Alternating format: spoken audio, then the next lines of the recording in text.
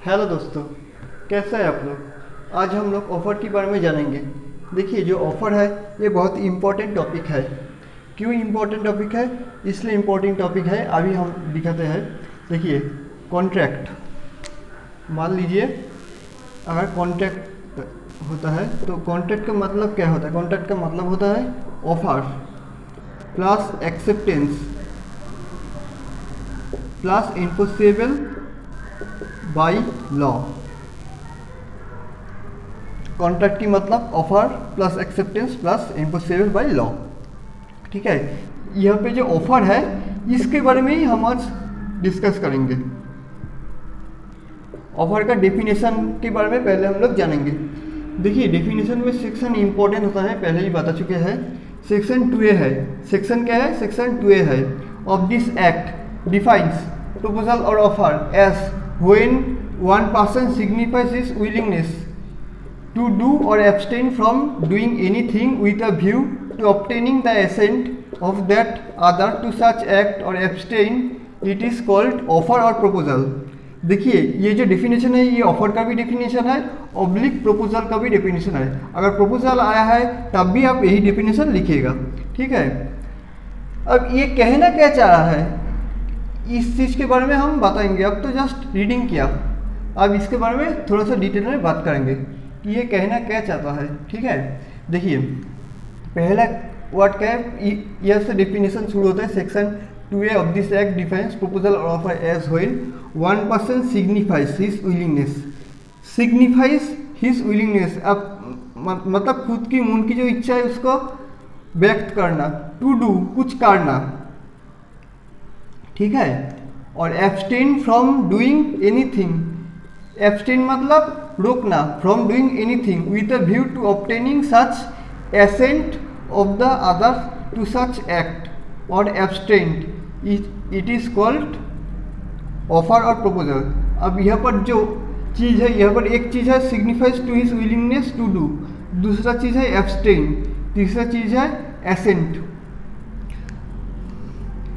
देखिए, मान लीजिए ए और बी दोनों दोस्त है। ठीक है, ए की इच्छा हुई कि सिनेमा हॉल में जाया, अब सिनेमा हॉल में जाने के लिए तो ए ने क्या किया, सिग्निफाई किया, बताया हिज विलिंगनेस, मन की इच्छा टू डू, कुछ करना, किसको? बी को। ठीक है, टू डू, ए चाहता है क्या कि सिनेमा हॉल में जाने का मन करता है ए को। ठीक है, तो बी ने भी एग्री किया, ठीक है हम सिनेमा हॉल में जाएंगे।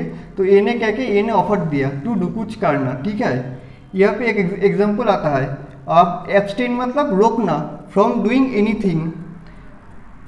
इसमें अलग एक एग्जाम्पल आता है। मान लीजिए ए क्या किया, ए ने लोन लिया बी से। ठीक है, मान लीजिए ए ने बी से 20,000 रुपीज़ का लोन लिया 3 इयर्स के लिए। ठीक है, लेकिन 3 इयर्स बीत गया, लेकिन ए ने क्या किया, ए ने ये लोन नहीं चुकाया है। तो अब बी बोला कि हम कोर्ट में चले जाएंगे। ठीक है, तो ए बोला कि ठीक है तुम कोर्ट में मत जाओ, मुझे और 1 साल दो, और 1 साल दो, ऐसा ए बी को बोला।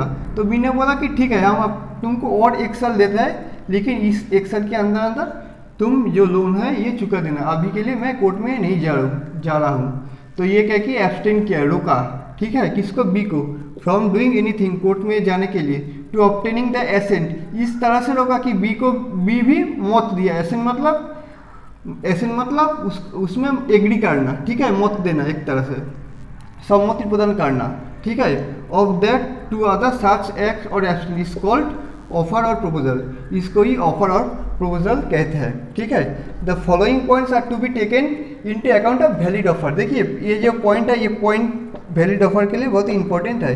पहला क्या है, offer must be clear, definite, complete and final terms. Offer हमेशा क्लियर और डेफिनिट और कंप्लीट होनी चाहिए। दूसरा है, offer may be communicated to the offeree. The offer must come effective only when it has been communicated so as to give him an opportunity to accept or reject the offer। ये क्या कहना चाह रहा है, ध्यान से सुनिए। The offer must be communicated to the offeree। Offer तो कम्युनिकेटेड करना चाहिए किसके साथ? ऑफरी के साथ। ये तो एक सिंपल चीज़ है। The offer become come effective, offer become come effective, offer कब इफेक्टिव होता है? ओनली व्हेन, जब it has been communicate to communicated, जब ये कम्युनिकेट किया गया हो so as to give him, उसको एक अपॉर्चुनिटी दिया गया हो टू एक्सेप्ट और रिजेक्ट द ऑफर, चाहे तो ऑफर एक्सेप्ट भी कर सकता है चाहे तो रिजेक्ट भी कर सकता है, इसके एक अपॉर्चुनिटी दिया गया हो, तभी ये ऑफर क्या होगा, ये इफेक्टिव होगा, वरना ये इफेक्टिव नहीं होगा। ठीक है, the offer must be communicate to the offeree, the offer must be communicate to the offeree, the offer to come, offer be come effective. Offer effective कब होगा, इफेक्टिव तब होगा जब एक अपॉर्चुनिटी दिया जाएगा एक पर्सन को टू एक्सेप्ट करे चाहे ऑफर और रिजेक्ट करे। ठीक है, तो हमने क्या पढ़ा, the offer must communicated to the offeree, the offer has come effective only when it has come be communicated so that give him an opportunity to accept और रिजेक्ट द ऑफर। एक opportunity दिया गया है, चाहे तो offer को accept करे चाहे तो ऑफर को रिजेक्ट करे। ठीक है, अब तीसरा पॉइंट में आता है, the offer may be express terms और इम्प्लाइड टर्म्स। देखिए एक्सप्रेस टर्म तब तो समझते हैं, अब इम्प्लाइड टर्म्स के बारे में बताते हैं कि ये इम्प्लाइड टर्म्स क्या है, इसका मीनिंग क्या है इम्प्लाइड का, इसके बारे में बताते हैं। आप लोग तो जानते ही है, आप लोग तो रोज ट्रेन में सफ़र करता है, बस में सफ़र करता है, आप लोग जानते ही है कि कभी ऐसा नहीं होता कि ट्रेन की कंडक्टर और बस की कंडक्टर ऐसा कभी बोलता है कि चलो चलो उठो, जिसको उठना है उठो, चलो चलो सब यहाँ से यहाँ तक जाएगा, मान लीजिए एक स्टेशन से दूसरे स्टेशन तक जाएगा, ऐसा कभी बोलता है, कभी नहीं बोलता। जिसको उठना है वो उठ जाता है और जिसको उतर जाना है वो उतर जाता है। ठीक है, कभी ट्रेन की जो ट्रेन चलाता है ड्राइवर है, ट्रेन की ड्राइवर या बस की जो ड्राइवर है, कभी ये नहीं बोलता है कि ऑफर देता है सभी को, ऑफर तो सभी के लिए रहता है, लेकिन कभी गेट में ट्रेन की ड्राइवर कभी गेट में आकर नहीं बोलता है कि उठो उठो, ट्रेन की ड्राइवर जो है ट्रेन चलाता है। ठीक है, तो ये हो गया आपका implied offer, implied. Fourth point आता है, the communicated may be express, the communicated may B, यहाँ पर ओरल होगा, the communicated may be oral और रिटेन। कम्युनिकेटेड ओरल भी हो सकता है और रिटेन भी हो सकता है, मे बी ओरल और written, the communicated may be oral और रिटेन। फोर्थ पॉइंट होगा द कम्युनिकेटेड मे बी, ये एक्सप्रेस और इम्प्लाइड टर्म्स नहीं होगा, ये तो पिछले पॉइंट में डिस्कस किया। द कम्युनिकेशन में भी ओरल और रिटेन, कम्युनिकेशन ओरल भी हो सकता है रिटेन भी हो सकता है। द कम्युनिकेशन में भी जनरल और स्पेसिफिक, कम्युनिकेशन कैसा होना चाहिए, जनरल भी हो सकता है स्पेसिफिक भी हो सकता है।